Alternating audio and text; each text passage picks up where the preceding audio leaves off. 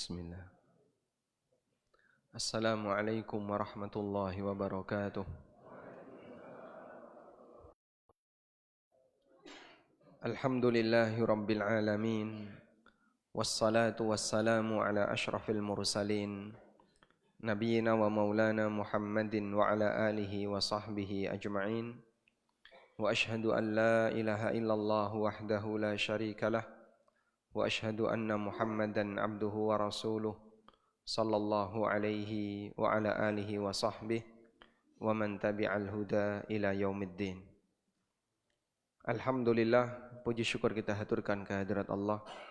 Pagi ini kembali kita lanjutkan pembahasan dari buku Fadlul Islam. Sekarang kita masuk bab baru. Babun qaulillahi ta'ala, bab tentang firman Allah Ta'ala.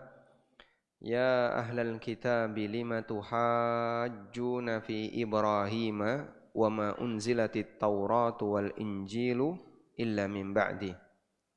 Wahai ahli kitab, kenapa kalian berebut mengaku sebagai pengikut Ibrahim, mengaku sebagai penganut ajaran Ibrahim? Wa ma unzilatit Tauratu wal Injilu illa min ba'di, padahal Taurat dan Injil itu tidaklah diturunkan kecuali setelah Ibrahim. Kita baca lebih lengkap surat Ali Imran ayat 65. Allah Subhanahu wa taala berfirman membantah pengakuan ahli kitab. Ahli kitab niku sinten, Pak? Yahudi dan Nasrani. Ya ahlal kitab, wahai ahli kitab. Lima tuhajjuna fi Ibrahim. Kenapa kalian memperdebatkan Ibrahim? Memperdebatkan Ibrahim di sini yang dimaksud adalah rebutan Ibrahim. Yahudi mengaku mereka Ibrahim, Nasrani juga mengaku merekalah satu-satunya penganut Ibrahim. Sehingga Yahudi mengatakan Nasrani itu bukan penganut Ibrahim. Nasrani juga bilang yang sama, Yahudi bukan penganut Ibrahim. Lalu Allah Subhanahu wa taala menegaskan, siapakah yang lebih pantas untuk disebut sebagai pengikut Ibrahim? Allah mengatakan, "Wa ma unzilatit Tauratu wal Injilu illa min ba'di. Afala ta'qilun?" Padahal Taurat dan Injil itu tidaklah diturunkan illa min ba'dihi, kecuali setelah diutusnya Ibrahim. Afala ta'qilun, di mana akalmu? Jadi begini. Yahudi, Nasrani, keduanya ini mengklaim, mengaku penganut siapa? Ibrahim. Baik. Di sini ada 3 peristiwa. Diutusnya Ibrahim, diturunkan Taurat dan Injil, munculnya Yahudi dan Nasrani. Kalian mengatakan, wahai Yahudi dan Nasrani, bahwa Ibrahim itu Yahudi, Ibrahim itu Nasrani. Padahal Taurat dan Injil itu baru diturunkan jauh setelah masa Ibrahim. Setelah Taurat dan Injil diturunkan, barulah muncul Yahudi dan Nasrani. Bagaimana mungkin Ibrahim itu Yahudi? Bagaimana mungkin Ibrahim itu Nasrani? Padahal saat Ibrahim hidup, Yahudi dan Nasrani belum ada. Afala ta'qilun, di mana akalmu? Paham? Baik. Ayat ini menjelaskan tentang itu. Ya ahlal kitab lima tuhajjuna fi Ibrahim. Wahai ahli kitab, kenapa kalian debat rebutan Ibrahim? Yahudi mengatakan Ibrahim itu Yahudi. Nasrani bilang Ibrahim itu Nasrani. Lalu Allah mengatakan, "Wa ma unzilatit Tauratu wal Injilu illa min ba'di." Bukankah Taurat dan Injil itu diturunkan pasca Ibrahim? Sementara keberadaan Yahudi dan Nasrani itu baru muncul setelah diturunkannya Taurat dan Injil. Jadi bagaimana mungkin Ibrahim itu Yahudi? Bagaimana mungkin Ibrahim itu Nasrani? Padahal ketika Ibrahim hidup, Yahudi dan Nasrani belum ada. Afala ta'qilun? Apa kamu enggak mikir? Ha antum haula'i hajastum fima lakum bihi ilm. Apa yang kalian perdebatkan? Fima lakum bihi ilm, falima tuhajjuna fima laisa lakum bihi ilm. Seharusnya kalian yang perdebatkan itu adalah bagian yang kalian punya hujjah ilmunya. Kenapa kalian justru memperdebatkan yang kalian tidak punya ilmunya? Wallahu ya'lamu wa antum la ta'lamun. Allah Maha mengetahui sementara kalian tidak mengetahui. Kemudian Allah menegaskan, "Ma kana Ibrahimu Yahudiyan wala Nasraniya walakin kana hanifan muslima." Ibrahim itu tidak Yahudi dan tidak Nasrani, namun Ibrahim itu menganut ajaran yang hanif, muslim, wa ma kana minal musyrikin, dan Ibrahim juga bukan orang musyrik. Ada 4 penganut agama. Ada 4 penganut agama yang mengklaim, yang mengaku sebagai pengikut Ibrahim. Bisa disebutkan siapa saja? 1, Yahudi. 2, Nasrani. 3, musyrikin. Orang musyrikin di zaman Nabi SAW, mereka mengaku sebagai penganut Ibrahim. Yang keempat, Muslim. Baik. 1 ayat ini menjelaskan siapa Ibrahim itu. Maka Ibrahimu Yahudiyah.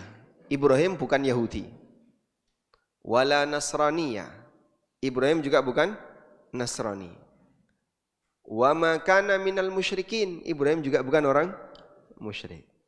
Maka pengakuan 1 salah, 2 salah, 3 salah, yang benar walakin kana hanifan muslima. Beliau adalah seorang yang hanif, yang muslim. Apa makna hanif? Ibrahim itu orang yang hanif dan muslim. Apa yang dimaksud dengan hanif? Hanif artinya condong, cenderung kepada tauhid dan kebenaran. Inilah hanif. Al-mail ila tauhid wal haq. Kecondongan dan kecenderungan kepada tauhid dan kebenaran, itulah hanif. Beliau disebut sebagai orang yang hanif karena beliau mengajarkan ajaran tauhid dan mengajarkan orang untuk kembali kepada kebenaran. Dan beliau muslim karena ini agama para nabi, dari mulai nabi pertama sampai nabi yang terakhir. Sebab Islam itu kata kuncinya adalah pasrah, karena beliau pasrah kepada wahyu Allah Subhanahu wa taala. Baik. Sehingga klaim bahwasanya Ibrahim adalah Yahudi, klaim Ibrahim adalah Nasrani, Ibrahim adalah penganut ajaran musyrikin, ini semuanya adalah pengakuan yang salah. Di zaman Nabi SAW, orang musyrikin Quraisy itu mengaku sebagai penganut ajaran Ibrahim. Sampai di dalam Ka'bah itu ada gambar apa, Pak? Ibrahim dan Ismail sedang bermain azlam. Azlam itu apa? Istiqsam bil azlam. Jadi ada benda ya. Yang benda ini diisi 3 tulisan. Ya. Bapak lihat seperti anyaman bambu. Kan bisa ditulisi nggih? Anyaman bambu, lempengan itu bisa ditulisi. Nah, 3 lempengan tadi dikasih tulisan. Yang pertama dikasih tulisan Allah yardha. Yang kedua dikasih tulisan Allah la yardha. Yang ketiga dikasih tulisan sifrun 0. Terus dimasukkan ke dalam kotak tadi. Kemudian kotak ini dibawa tawaf selama 7 kali. Setelah itu dikocok. Nah, kalau keluar Allah yardha berarti lanjut rencananya. Kalau keluar Allah la yardha berarti rencananya batal. Kalau keluar sifrun 0 dimasukkan lagi, baleni tawaf lagi. Jadi kok berkali-kali ngocok sifrun tak boleh. Model seperti ini namanya istiqsam bil azlam. Nah, Ibrahim dan Ismail itu sampai digambar di dalam Ka'bah kalau mereka melakukan istiqsam bil azlam. Maka Nabi SAW pada saat masuk ke dalam Ka'bah, beliau mengingkari bahwasanya ini adalah gambar dusta. Ibrahim dan Ismail tidak pernah melakukan praktek seperti itu. Ibrahim dan Ismail tidak pernah melakukan praktek istiqsam bil azlam. Baik. Disinilah kita bisa lihat banyak orang yang mengaku mereka penganut ajaran Ibrahim karena Ibrahim ini diterima oleh seluruh ajaran agama. Dianggap bahwasanya beliau ini adalah bapak dari seluruh ajaran agama. Dianggap bahwa beliau bapak dari seluruh ajaran agama. Dan ini anggapan yang salah. Saya masih ingat salah satu guru kami yang berpaham liberal itu mengatakan bahwa Ibrahim adalah bapak 3 agama. Yahudi, Nasrani, dan Muslim. Maka 3 agama ini mengacunya kepada ajaran Ibrahim. Dan ini salah ya. Ibrahim itu bapak 1 agama. Karena Ibrahim tidak pernah mengajarkan agama Yahudi, Ibrahim tidak pernah mengajarkan agama Nasrani, tapi yang diajarkan oleh Ibrahim adalah agama Islam. Maka Ibrahimu Yahudiyya wala Nasraniyya. Ibrahim bukan Yahudi, bukan Nasrani, walakin kana hanifan muslima wa ma kana minal musyrikin. Ibrahim juga bukan orang musyrik, tapi Ibrahim adalah seorang muslim. Baik. Selanjutnya, ila qaulihi ta'ala, sampai firman Allah Ta'ala, wa ma kana minal musyrikin. Ibrahim bukan orang musyrik. Dan ini tadi ya, membantah klaim orang Yahudi, Nasrani, dan musyrikin. Wa qauluhu ta'ala, Allah juga berfirman, wa may yarghabu 'an millati Ibrahim illa man safiha nafsah. Tidak ada orang yang membenci ajaran Ibrahim kecuali man safiha nafsah, orang yang bodoh, orang yang membodohkan dirinya. Dan yang dimaksud membenci ajaran Ibrahim adalah membenci tauhid. Maka membenci tauhid berarti dia adalah manusia yang safiha nafsah, orang yang membodohkan dirinya. Padahal Allah Subhanahu wa taala telah memberikan ajaran kepada Ibrahim dengan ajaran tauhid. Sekarang kita lihat surat Al-Baqarah ayat 130. Raghabu 'an millati Ibrahim illa man safiha nafsah wa laqad istafainahu fid dunya wa innahu fil akhirati laminas salihin. Tidak ada yang membenci ajaran Ibrahim kecuali orang yang membodohkan dirinya. Wa laqad istafainahu fid dunya. Sungguh kami telah memilih beliau di dunia. Wa innahu fil akhirati laminas salihin. Dan sesungguhnya beliau di akhirat termasuk orang saleh. idh qala lahu rabbuhu aslim. Ingatlah ketika Allah berfirman kepada Ibrahim, aslim, jadilah kamu seorang muslim. Qala, Ibrahim mengatakan, aslamtu li rabbil alamin. Aku tunduk dan pasrah kepada Rabbul Alamin. Wa wassa biha Ibrahimu banihi wa Ya'qubu. Dan Ibrahim mewasiatkan kepada anak-anaknya, demikian pula Yakub. Ya bani, wahai anakku, innallaha astafa lakumuddin. Sesungguhnya Allah telah memilihkan untuk kalian agama. Allah telah memilihkan agama untuk kalian. Jadi agama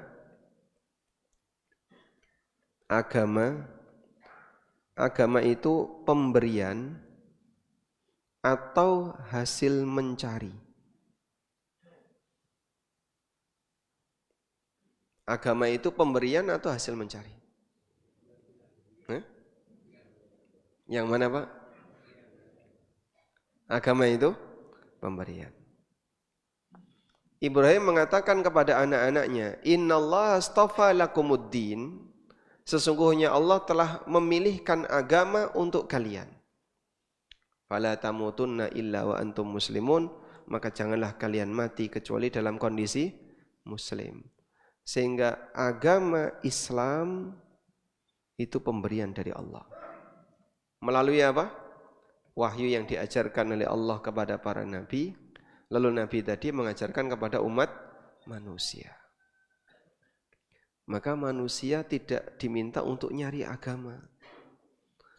Bapak silahkan melakukan perjalanan dari Anyer sampai Panarukan, cari agama yang benar. Kalau orang tidak dibimbing oleh Allah, kira-kira gimana, Pak? Bisa nyasar kemana-mana. Ya. Kalau manusia tidak dibimbing oleh Allah dan dia diminta untuk mencari sendiri agamanya, kira-kira? Ono sing kecantol Darmo Gandul, ono sing kecantol Kejawen, ono sing kecantol Wiwitan, ono sing kecantol A, kecantol B, kecantol. Karena yang namanya agama kalau manusia nyari sendiri pasti sesat. Pasti itu. Kecuali bagi mereka yang diberi petunjuk oleh Allah. Maka agama itu bukan dari hasil proses mencari, tapi hasil proses menerima. Terus siapa yang memberi? Allah. Karena itu dalam ayat ini Allah mengatakan, wa wassa biha Ibrahimu banihi wa Ya'qubu ya baniya innallaha astafa lakumuddin fala tamutunna illa wa antum muslimun. Ibrahim mewasiatkan hal ini kepada anaknya, demikian pula Yakub. Ya baniya, wahai anak-anakku, innallaha astafa lakumuddin. Allah telah memilihkan agama untuk kalian. Fala tamutunna illa wa antum muslimun. Maka janganlah kalian mati kecuali dalam kondisi muslim.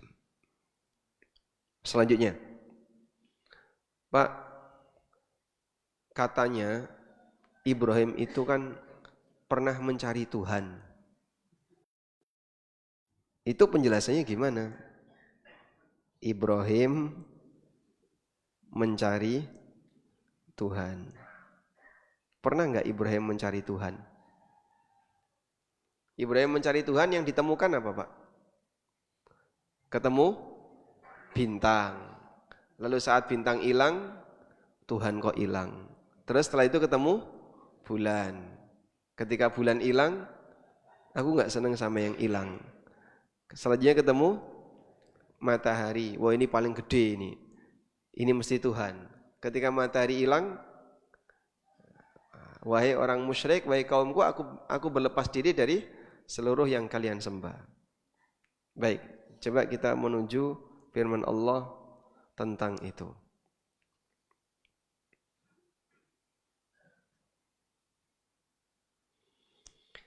Allah sebutkan di surat Al-An'am mulai dari ayat 75. Wa kadzalika nuri Ibrahim malakutas samawati wal ard wa liyakuna minal muqinin. Demikianlah kami tunjukkan kepada Ibrahim kerajaan langit dan bumi, agar beliau menjadi orang yang yakin. Falamma janna alaihi lail, ketika malam sudah gelap. Janna itu artinya menutupi. Makanya jin itu disebut jin karena dia tidak kelihatan, tertutup. Janin disebut janin karena tertutup. Janna menutupi. Falamma janna alaihi lailu, ketika malam sudah gelap, sudah menutupi. Ra'a kaukaba, Ibrahim melihat bintang. Qala hadza rabbi, Ibrahim mengatakan ini Tuhanku. Falamma afala, ketika bintang itu hilang, qala la uhibbul afilin, aku enggak suka sama yang hilang. Falamma ra'al qamara bazighan, ketika beliau melihat bulan bazighan yang memancarkan cahaya. Qala hadza rabbi, Ibrahim mengatakan ini adalah Tuhanku. Falamma afala, ketika bulan ini tenggelam, qala, Ibrahim mengatakan, la illam yahdini rabbi la akunanna minal qaumid dhalin. Kalau Rabbku tidak memberikan petunjuk kepadaku, maka aku akan jadi orang yang sesat. Falamma ra'a asy-syamsa bazighatan, ketika beliau melihat matahari yang demikian terang, menyinar cahayanya, menyinari bumi. Qala, Ibrahim mengatakan, hadza rabbi hadza akbar. Ini Tuhanku, ini yang paling besar. Falamma afalat, begitu tenggelam, qala ya qaumi, wahai kaumku, inni bari'um mimma tusyrikun. Aku berlepas diri dari apa yang kalian sekutukan. Baik. Jangan pernah mengatakan ayat ini dalil Ibrahim nyari Tuhan. Jangan pernah mengatakan demikian. Gagal pahamnya jauh sekali. Boleh saya sebut, iki radong orang ini, Pak. Mau baca terjemahnya saja nggak ada yang menunjukkan kayak gitu, Pak. Pertanyaannya, sejak kapan Ibrahim melihat matahari, bulan dan bintang?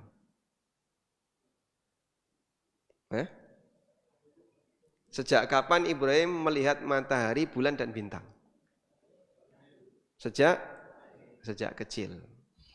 Anggaplah ketika beliau sudah bisa mulai berpikir, itu sejak kapan? Tamyiz. Sudah? Sementara di sini Ibrahim berdiskusi dengan siapa? Kaumnya. Maka ada kalimat, ya qaumi inni bari'um mimma tusyrikun. Wahai kaumku, aku berlepas diri dari apa yang kalian sekutukan. Mungkin enggak Ibrahim baru melihat matahari, bulan dan bintang setelah beliau dewasa, berinteraksi dengan kaumnya. Berarti beliau selama ini di dalam tanah, Pak Ustadz. Begitu keluar, oh Masya Allah, ada bintang. Oh ini Tuhan. Bintang hilang, besoknya lihat bulan. Oh ini Tuhan. Begitu siang hari, ini paling besar ini Tuhan. Mungkin enggak seperti itu, Pak? Jadi Ibrahim enggak pernah melihat matahari, Ibrahim enggak pernah melihat bulan, Ibrahim enggak pernah melihat bintang. Begitu melihat pertama kali, itu Tuhan. Mungkin enggak kayak gitu, Pak? Sehat akan mengatakan, mungkin. Mosok baru lihat matahari, bulan, bintang? Tidak mungkin. Berarti ini bukan konteks Ibrahim mencari Tuhan. Karena tidak ada sedikit pun yang mengisyaratkan hal itu. Sudah? Lalu ayat ini berbicara tentang apa, Pak? Lihat 75, Pak. Wa kadzalika nuri Ibrahim malakutas samawati wal ard. Demikianlah kami berikan petunjuk kepada Ibrahim. Kami tunjukkan kepada Ibrahim. Nuri artinya apa? Memperlihatkan kepada Ibrahim kuasa Allah di langit dan di bumi. Udah? Untuk membuktikan bahasanya yang selama ini disembah oleh masyarakatnya itu bukan Tuhan. Masyarakat Ibrahim itu menyembah dewa-dewa langit. Ada dewa matahari, ada dewa bulan, ada dewa bintang A, dewa bintang B, dewa bintang C. Dewa-dewa yang dia yakini tadi kemudian divisualisasikan jadi berhala. Sehingga ini adalah berhala dewa matahari. ini berhala dewa bintang, ini berhala dewa bulan, dan seterusnya. Lalu beliau dialog dengan kaumnya.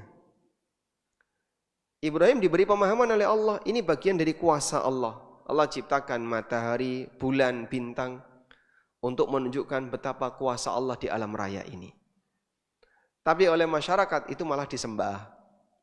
Kemudian Ibrahim berdiskusi dengan mereka, berdialog dengan mereka, menggambarkan kalau aku jadi seperti kalian. Begitu lihat matahari, oh ini Tuhan, ini yang paling gede. Matahari tenggelam, Tuhan kok hilang. Begitu melihat bulan yang begitu terang memancarkan sinarnya di malam hari, oh ini Tuhan. Begitu bulan hilang, beliau mengatakan, wahai Robku, kalau engkau tidak memberikan petunjuk kepadaku, aku akan jadi orang yang sesat. Sehingga bagaimana mungkin Tuhan itu hilang, sementara kita butuh Tuhan setiap saat. Maka Ibrahim mengatakan, la illam yahdini rabbi la akunanna minal qaumid. Kalau Allah tidak memberikan petunjuk kepadaku, maka aku jadi orang yang sesat. Jadi di saat bulan itu hilang, Ibrahim kemudian mengatakan, kalau Allah nggak ngasih petunjuk kepadaku, berarti beliau beriman kepada siapa? Allah. Sehingga beliau gambarkan, kalau Tuhan itu hilang, di saat Anda butuh Tuhan, Anda mau minta kepada siapa? Kalau bukan minta kepada Allah. Sehingga ayat ini sepeser pun tidak menjelaskan Ibrahim mencari Tuhan. Saya waktu mendengar ceramah seperti ini, dan ada salah satu orang ceramah ya di depan umum, Ibrahim mencari Tuhan. Bayangan pertama saya itu, waktu itu saya masih mahasiswa ya, di UGM. Apa Ibrahim baru pertama kali lihat matahari? Apa Ibrahim baru pertama lihat bulan? Apa Ibrahim baru pertama lihat bintang? Kok sampai beliau begitu lihat bulan langsung mengatakan itu Tuhan? Apa mungkin Ibrahim waktu itu tinggal di bawah tanah ya? Kemudian setelah keluar pas malam hari lihat bintang, lihat bulan, lalu mengatakan itu Tuhan. Ratumon kayak gitu, Pak. Nggak bakalan ada model cara berpikir seperti itu. Jadi ya waktu itu saya belum belajar agama ya. Orang bodoh pun akan mengatakan kesimpulan ini salah gitu. Karena nggak mungkin Ibrahim baru melihat matahari, bulan dan bintang. Sehingga yang benar apa? Ini konteksnya debat antara Ibrahim dengan kaumnya. Makanya di bagian akhir ayat Allah mengatakan, falamma afalat, begitu matahari tenggelam, qala ya qaumi inni bari'um mimma tusyrikun. Wahai kaumku, aku berlepas diri dari semua Tuhan yang kalian sekutukan. Enggak ada ceritanya dewa matahari, dewa bulan, dewa bintang, Dewi Lanjar, ya, atau Nyi Roro Kidul, atau penunggu Merapi, dan seterusnya. Dan daerah yang paling banyak Tuhannya diantaranya Jogja. Ada Tuhan Timur, ada Tuhan Barat, ada Tuhan Selatan, ada Tuhan Utara. Ternyata memang daerah ini kliniknya banyak, Pak. Jadi kalau saya ngisi kajian di Jakarta, model keyakinan geblak simbah, itu mereka enggak ngerti. Geblak itu apa toh? Ngertinya geplek. Panganan. Geblek itu ada. Geblak itu mereka enggak tahu. Ada bulan sial, mereka enggak punya pemahaman bulan sial. Tapi kalau di sini, Masya Allah, Pak, yang namanya hari sial itu banyak sekali ya. 1 bulan full bulan sial. Sebentar lagi kita masuk bulan sial. Menurut keyakinan orang Jogja. Baik. Lalu Ibrahim mengatakan, inni wajjahtu wajhiya lilladzi fataras samawati wal ard. Aku menghadapkan wajahku kepada Zat yang menciptakan langit dan bumi, hanifan, condong kepada tauhid, wa ma ana minal musyrikin, dan aku bukanlah orang musyrik. Wa hajjahu qaumuh. Lalu Ibrahim didebat sama kaumnya. Bagaimana bantahan kaumnya? Ayat ini tidak menjelaskan. Qala, langsung dibalas oleh Ibrahim, Atuhajuni fillahi wa qad hadan? Apakah kalian akan mengajakku berdebat tentang Allah sementara Dia telah memberikan petunjuk kepadaku? Wala akhafu ma tusyrikuna bihi illa ayyasha'a rabbi syai'a. Dan aku tidak merasa takut dengan Tuhan-Tuhan yang kalian sekutukan selain bagian yang Allah kehendaki akan menimpa diriku. Wasi'a rabbi kulla syai'in ilma. Rabbku maha luas, ilmunya mencakup segala sesuatu. Afala tatadzakkarun? Apakah kalian tidak mengambil pelajaran? Wa kaifa akhafu ma asyraktum?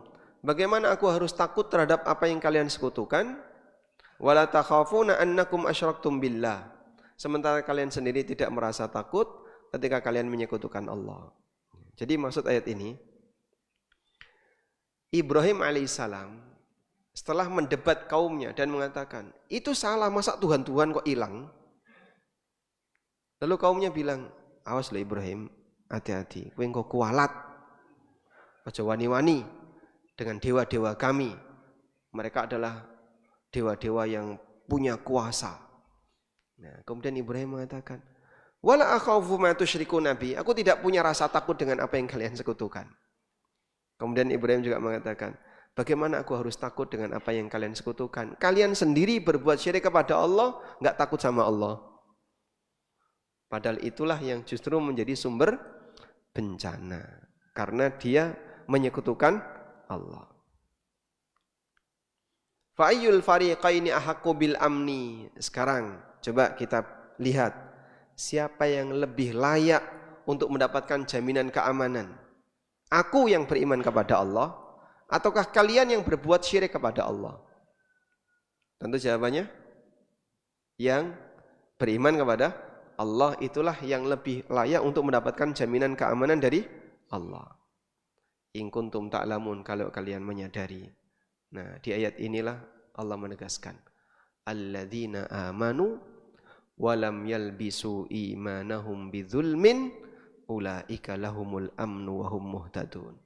Orang yang beriman dan tidak mengotori imannya dengan kezaliman, maksudnya dengan apa? Kesyirikan. Mereka itulah orang yang mendapatkan jaminan keamanan dan yang mendapatkan petunjuk. Wa tilka hujjatuna atainaha Ibrahim ala qaumi. Demikianlah hujjah yang kami berikan kepada Ibrahim untuk membantah kaumnya. Maka model yang tadi disebutkan Ibrahim, yang dikatakan Ibrahim mencari Tuhan, ini aslinya adalah debatnya Ibrahim dengan siapa? Kaumnya. Bukan Ibrahim mencari Tuhan. Maka kalau dengar kayak gini, sampaikan, masa sih Ibrahim nyari Tuhan? Apa Ibrahim tidak pernah lihat matahari, bulan, dan bintang? Dan konteksnya ini adalah debat antara Ibrahim dengan kaumnya. Baik. Selanjutnya. Wa fihi haditsul khawarij wa qad taqaddama. Kemudian ada juga hadis tentang khawarij dan telah lewat penjelasannya. Wa fis sahih, dan di sahih, annahu sallallahu alaihi wasallam qala, Nabi sallallahu alaihi wasallam pernah bersabda, inna ala abi fulan laisu li bi awliya, innama awliyai al-muttaqun. Sesungguhnya Bani Fulan, mereka bukan waliku. Mereka bukan waliku. Suku A, suku B, suku C itu bukan waliku. Innama awliyai al-muttaqun. Yang menjadi kekasihku adalah baik. Wali artinya apa, Pak? Orang yang dekat. Orang yang wali Allah berarti orang yang dekat dengan Allah. Baik. Wali Nabi berarti orang yang dekat dengan Nabi. Mungkin bahasa kita biar lebih gampang, bestie. Baik. Siapa yang menjadi bestinya Nabi Muhammad SAW? Ataukah Bani Muttalib? Ataukah Ahlul Bait? Atau siapa? Hadis ini menjelaskan itu. Inna ala abi fulan laisu li bi aulia. Bani fulan itu bukan bestiku. Innama auliyai al-muttaqun. Bestiku adalah yang bertakwa. Maka walinya Nabi SAW adalah para hamba yang bertakwa. Walaupun mungkin dia tidak punya hubungan nasab dengan Nabi SAW. Karena agama itu tidak berpihak pada nasab. Kalau agama itu berpihak kepada nasab, sementara nasab itu di luar pilihan manusia, berarti kan ada banyak orang yang dia tidak bisa mendapatkan kebaikan agama, sementara di posisi dia tidak bisa memilih untuk itu. Bapak waktu dilahirkan milih nasab enggak? Milih? Enggak. Kenapa enggak milih? Hah? Aku ya jane pengen jadi keturunan keraton loh Pak. Pengen punya darah biru. Sehingga kalau donor enggak ada yang cocok. Atau sakjane aku ya pengen jadi keturunannya kiai. Engkau dapat gelar Gus. Sakjane ya pengen jadi keturunan Nabi, dapat gelar ini, dapat gelar ini. Ya itu kan di luar pilihan kita. Maka nasab tidak bisa menyebabkan orang jadi terhormat kalau pemiliknya tukang maksiat. Karena itu Nabi SAW pernah mengatakan, "Wa man batta'a amaluh lam yusri bihi nasabu." Barang siapa yang amalnya telat, tidak bisa dipercepat oleh nasab. Memang nasab itu kelebihan. Sebagaimana orang juga punya kelebihan yang lain. Baik. Hadis ini ya. Hadis riwayat Muslim dan yang lainnya. Dari Abu Hurairah radhiyallahu anhu. Nabi SAW mengatakan, "Man batta'a bihi amaluh lam yusri bihi nasabu." Siapa yang amalnya telat, amalnya terlambat, tidak bisa dipercepat oleh nasab. Nasab itu kelebihan atau tidak? Ya kita akui kelebihan. Kaya itu kelebihan enggak? Kelebihan. Cakep itu kelebihan enggak? Lebih besar mana peluang sholat orang yang mukanya cakep dengan yang mukanya jelek diterima oleh Allah? Oh ini yang cakep lebih cepat, gitu. Ini yang pejabat dapat prioritas. Sholatnya pejabat lebih cepat sampai kepada Allah. Sedangkan rakyat jelata yang cuma ngambang, mbuh tekan bora itu. Apakah seperti itu? Sehingga kita memang mengakui nasab, kekayaan, status sosial, harta, jabatan, kepandaian, ini semuanya kelebihan. Dan itu kelebihan manusia yang diberikan oleh Allah. Tapi sepeser pun itu tidak bisa menambah amal. Kecuali kalau digunakan untuk kebaikan. Baik. Misalnya ya, bapak jejer karo wong ganteng. Dapat cipratannya enggak? Hah? Dapat enggak, Pak? Dapat. Cipratannya apa, Pak? Diciprati duit apa?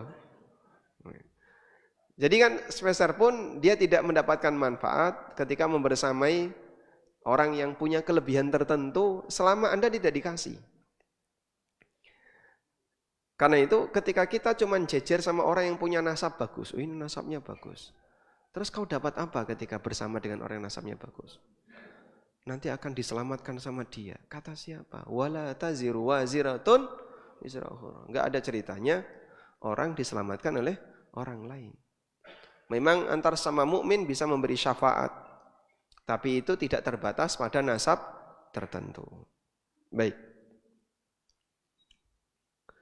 Nah, di sini Nabi SAW ingin menegaskan bahwa yang menjadi wali beliau, bestie beliau adalah orang-orang yang bertakwa.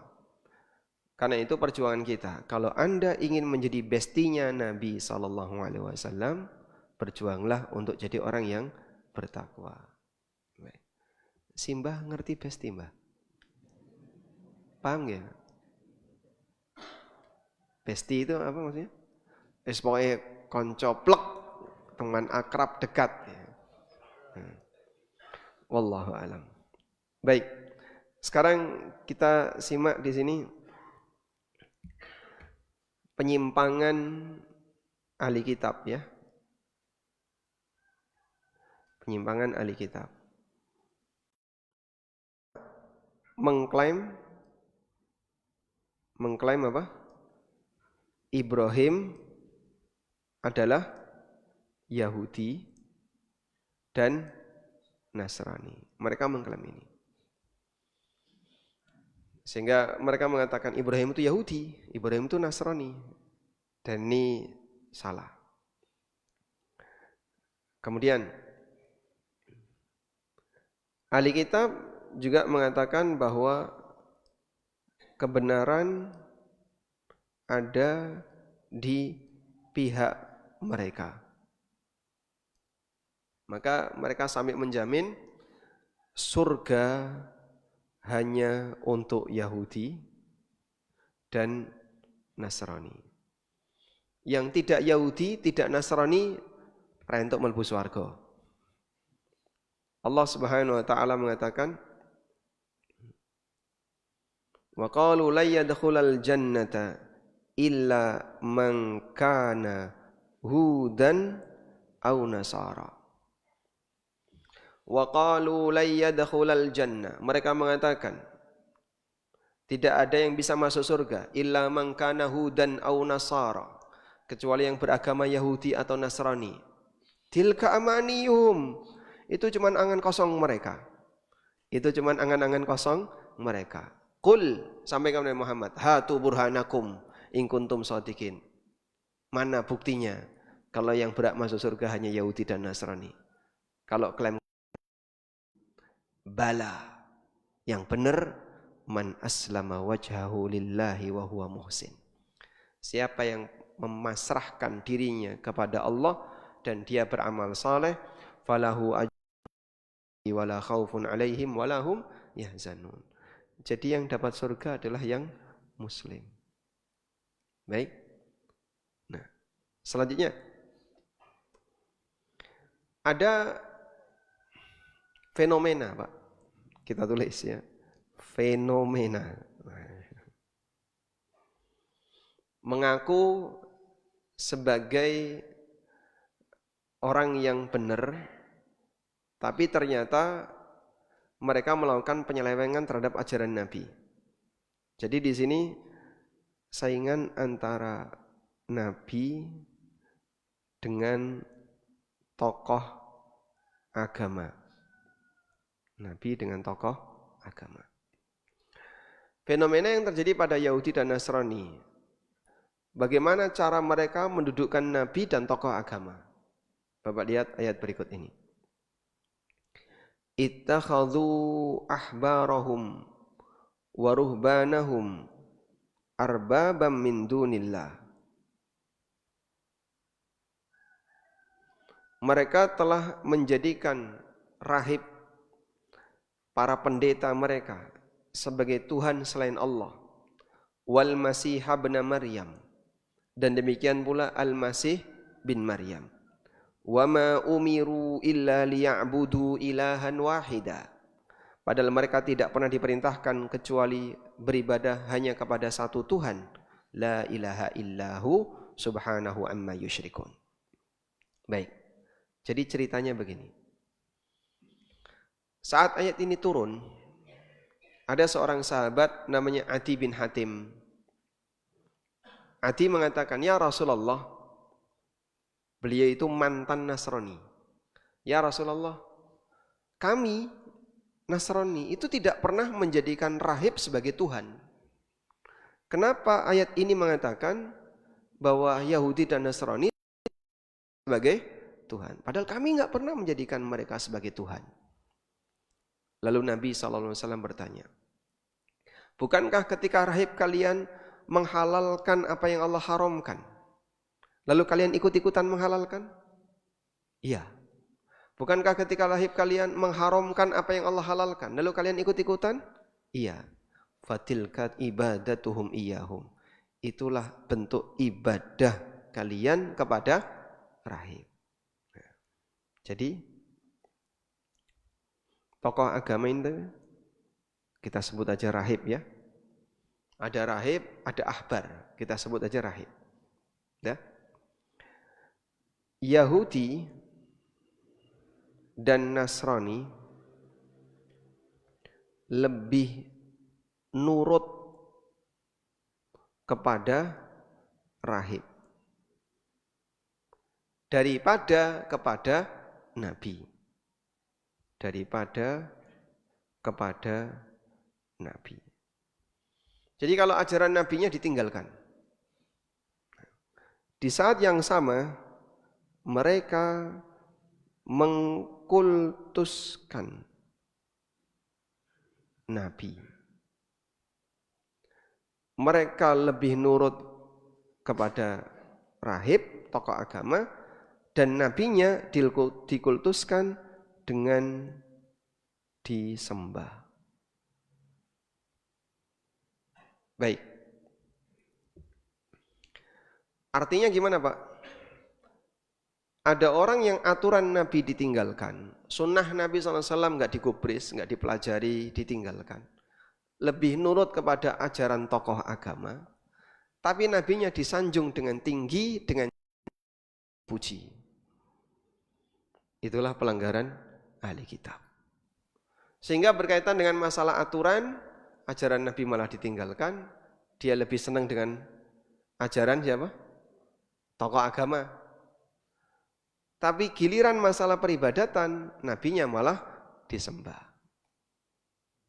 Itu yang terjadi pada ahli kitab. Sehingga mereka bersembunyi di balik kultus kepada nabi, lalu mengklaim cinta nabi. Sehingga cinta nabi ini diwujudkan dalam bentuk nyembah nabi. Padahal yang benar gimana? Cinta nabi seharusnya ikut nabi, bukan nyembah nabi. Ada nggak Pak orang kayak gini Pak? Di tengah Yahudi dan Nasrani terjadi. Ada yang nyembah Uzair. Yang nyembah Nabi Uzair itu siapa? Yahudi. Ada yang nyembah Yesus. Yang nyembah Yesus Nasrani. Nabinya disembah. Loh siapa yang ngajari itu? Padahal apakah Nabi Isa pernah ngajari itu? Tidak pernah. Mereka nurutnya sama rahib. Yang ngajari itu rahib. Jadi untuk ajaran ngikuti tokoh masyarakat, tokoh agama. Untuk penyembahan yang disasar Nabi. Nah ini di tengah kaum muslimin ada. Sehingga mereka menyanjung Nabi Muhammad SAW melebihi batas. Memuji Nabi Muhammad SAW melebihi batas. Akhirnya Nabi Muhammad bagaimana layaknya memuji Allah. Siapa yang ngajari itu? Nabi Muhammad SAW nggak pernah mengajarkan kayak gitu. Tokoh agama. Maka aturannya dikembalikan kepada tokoh agama. Klaim cinta Nabi dilakukan dengan cara menyembah Nabi atau memuji Nabi SAW berlebihan. Itulah kesalahan besar. Padahal yang benar, ya, ajaran ini dikembalikan kepada Nabi. Ikuti Nabi. Sedangkan penyembahan ini ditujukan kepada Allah Azza wa Jalla. Lalu tokoh agama seharusnya mereka mengikuti Allah dan Rasulnya Sallallahu Alaihi Wasallam. Maka rakyat, masyarakat umum jangan malah ngerusak. Tokoh agama diberi ajaran yang diikuti, penyembahan diberikan kepada Nabi, Allah ditinggal. Dan itulah yang terjadi.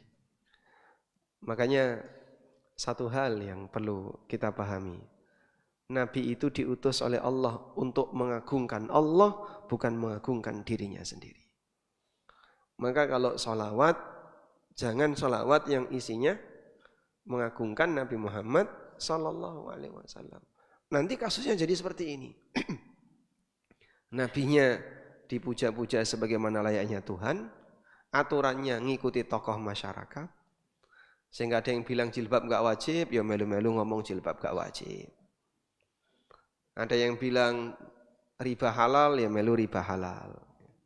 Itu berarti ajarannya ngikuti tokoh agamanya. Nah, untuk bersembunyi di balik klaim cinta Nabi, mereka nyembah Nabi, dibalut melalui lafaz-lafaz salawat yang melebihi batas. Karena itu kalau mau menyampaikan salawat cukup doakan seperti perintah Allah. Ya ayyuhalladzina amanu sallu alaihi wa sallimu taslim. Wahai orang yang beriman, berikanlah salawat dan salam. Bapak cukup mengucapkan Allahumma salli wa sallim ala Muhammad sah. Sudah jadi salawat sesuai dengan perintah dalam surat Al-Ahzab. Wallahu a'lam. Baik, demikian yang bisa kita baca. Insya Allah di pertemuan berikutnya kita akan melihat antara rajin ibadah dan taat aturan. Wassallallahu Muhammadin wa ala alihi wa sahbihi wasallam. Kali ini tidak ada tanya jawab karena sudah disiapkan. Berapa mangkok itu? 200 mangkok. Nanti yang enggak dapat boleh ngambil soto tanpa mangkok. Oh, ada plastik ya. Taib. Wassallallahu ala nabiyyina Muhammadin wa ala alihi wa sahbihi wasallam wa akhiru da'wana alhamdulillahi rabbil alamin. Wassalamualaikum warahmatullahi wabarakatuh.